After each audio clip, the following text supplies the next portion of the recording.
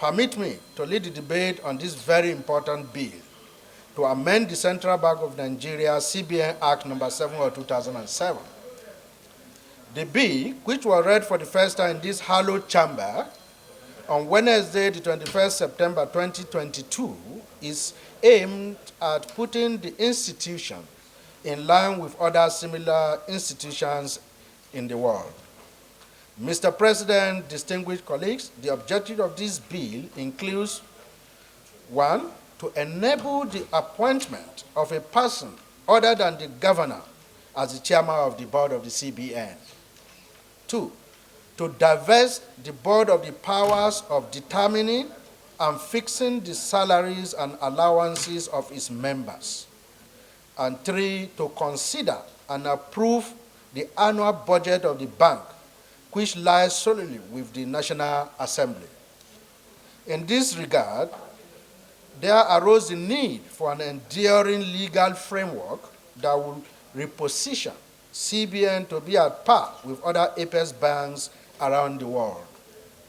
This bill seeks, therefore, to close the legal and administrative gaps that currently exist in the CBN Act, entrench good practices to allow proper oversight of the affairs of the bank, for a more comprehensive legislation that will bring it in conformity with the related laws and practices in Nigeria. For some time now, we have not been getting it right. The exchange rate today has gone up, and there are two ways of doing it. One is official, one is unofficial. So there's a lot of confusion, and that is creating a lot of problems for the country. So an amendment bill of this magnitude, particularly reason number 1, anybody enable the appointment of a person other than the governor of the CBN to be the chairman of the board.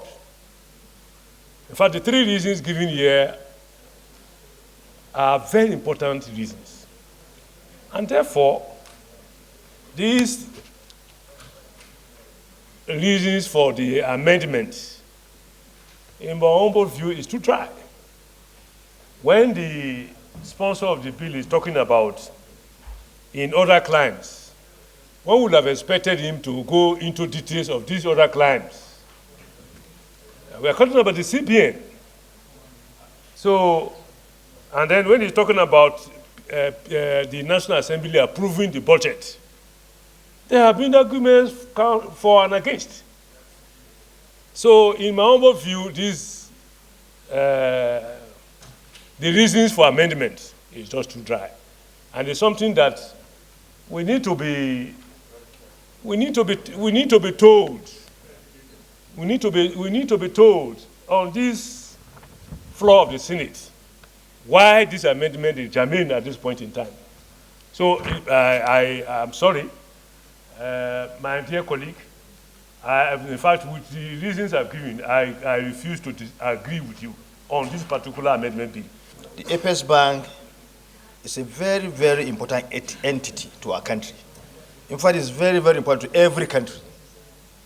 Therefore, making sure that the laws governing its operation are made in such a way that will allow it to perform its function properly is something to be supported by all and sundry. I know in the corporate world that the chief executive of an entity can't be the chairman of that entity. I call on my colleagues to support him so that he can go to the next stage. It's there that the nitty-gritty and the concern raised by my colleague, my senior colleague, will be addressed there. This is the second reason, and it might not explain all that is needed in the amendment of the bill, but by the time we move forward, all these little details will be available for all of us to see.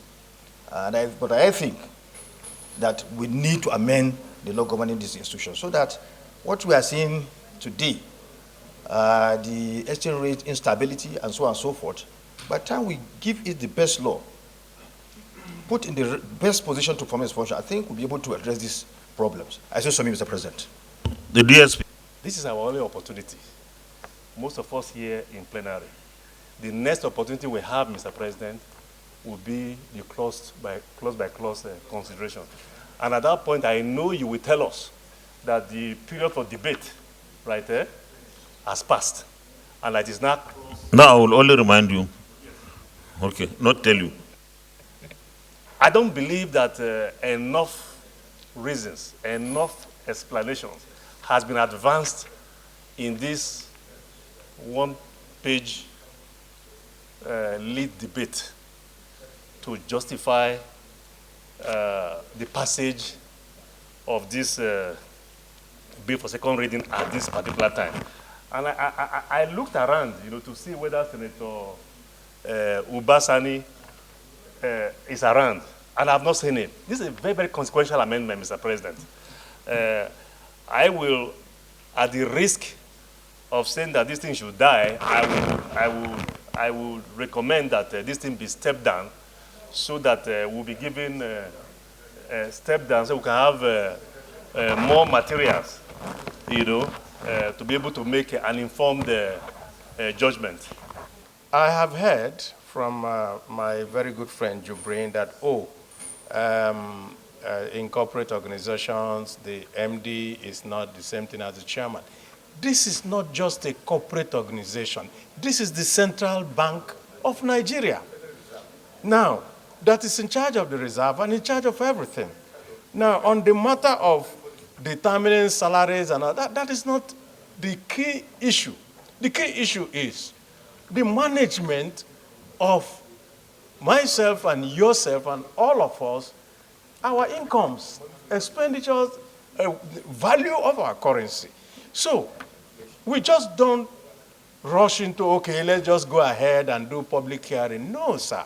Before we agree on this, I need to know why you insist that the chairman can no longer be the chief executive. There must be stated reasons, because that will impact on our decision. And so, sir, I would suggest very respectfully that this be represented with all those reasons and all that clearly adumbrated. Ordinarily, I may not have supported this bill, but given the antecedents and what happened during the last runoff to the presidential election and the issues that came up with the Central Bank of Nigeria, where the governor of Central Bank of Nigeria was all over, his photographs and electoral materials were all over the place. Yeah, in other climes, like Abaribe said, this is the Central Bank of Nigeria. In other climes, the Central Bank of Nigeria governor doesn't run for election or doesn't have political ambition. But we find ourselves in the situation we find ourselves now because of what happened recently. I personally have an amendment to the Central Bank Act, again, based on what happened in the last, some months before that. No, but I'm giving you the reason now. No, if you didn't, but what is it? No, you see, he's saying he wasn't put. Senator Betty Apiafi, you are protected. Round up. With the antecedents of what has happened in the last, political fallout of the presidential primaries, I think we need to separate the duties of the central bank governor and that of the board, so that we have a situation where an individual in the central bank doesn't take a holistic decision that will affect the entire central bank. Remember, the Central Bank of Nigeria is where we keep electoral materials. It shook the nation because it was like people now started having doubts about the capacity of the Central Bank of Nigeria to keep electoral materials in the central bank. Having said that, I hope I have been able to convince the DSP that we should really allow this bill to go for public hearing. We'll get more information, and then they will be properly convinced. But I've given them enough reason to believe that this bill should be allowed to go for second reading. I so move. If someone decides to print your pictures as posters, print or brand vehicles and airplanes and whatever, and put posters everywhere, and you don't come out yourself to say you are running. When I said I was running for the presidency, I was there. I went all over the place, even though some of our aspirants didn't travel, go out to campaign, but they admitted they were running. I think we should not link this bill with that incident. We should be looking at the merit of the bill, whether it is appropriate, whether it is going to be helpful, that the chairman of the governing board should be different from the governor of the CBN. I think this should be our focus rather than the kind of... I think we should not, under any circumstances, trivialize the issues that have been raised here. With all sense of responsibility, we are talking about an institution that manages the monetary policy of the country. And monetary policies involve exchange rates, inflation, banking, whatever transaction you are doing in interest rates, internally in the country with other countries. Most countries manage their not just currencies, their economies, with very, very strong monetary instruments. For us to simply, on the basis of one sheet of paper, pass on a document, it's a second reading. I don't think we are doing this institution, we are doing justice to this institution, the Senate of the Federal Republic of Nigeria. The issue that should come in the second reading should be a well-articulated, documented position on the current status of the central bank and its responsibilities, vis-a-vis the responsibilities of central banks and other clients, like the Bank of England, the Federal Reserve in the US, the Bank of China, and other big world economies. Let's see how they are managing their own, how are we managing our own, and whether there is any substantive issue that warrants changes that we should make to make our own much more responsible. But for us to sit down here and allow this thing to go, I don't think it does justice to the importance of this institution in the nation's political firmament. I stand to oppose this bill, that it should be stepped down, because, please, order, because all the central banks in the world, you can check, any governor of the central bank is both the chairman of the bank and the chief executive. From Federal Reserve Bank to Bank of China to Bank of England to Bank of Canada. So Nigeria should not be different. If we had a loophole in our central bank, we should come together and put our hands together and make a new legislation that no central bank governor should, on his tenure, unless he resigns totally, should contest for president of Nigeria, or should have to go to any political issue. But all the central bank in the world are chaired by the governors of them. I so submit. You go back and look at this one-page document. It's not enough for us to go for second reading. Distinguished colleagues, we have listened to the interventions by our colleagues. Now, some said we should put the question, some said no, but we have come to a crossroad that we have to put the question. And the question is to allow the bill go for second reading. So it's not like it's a law already when it is passed.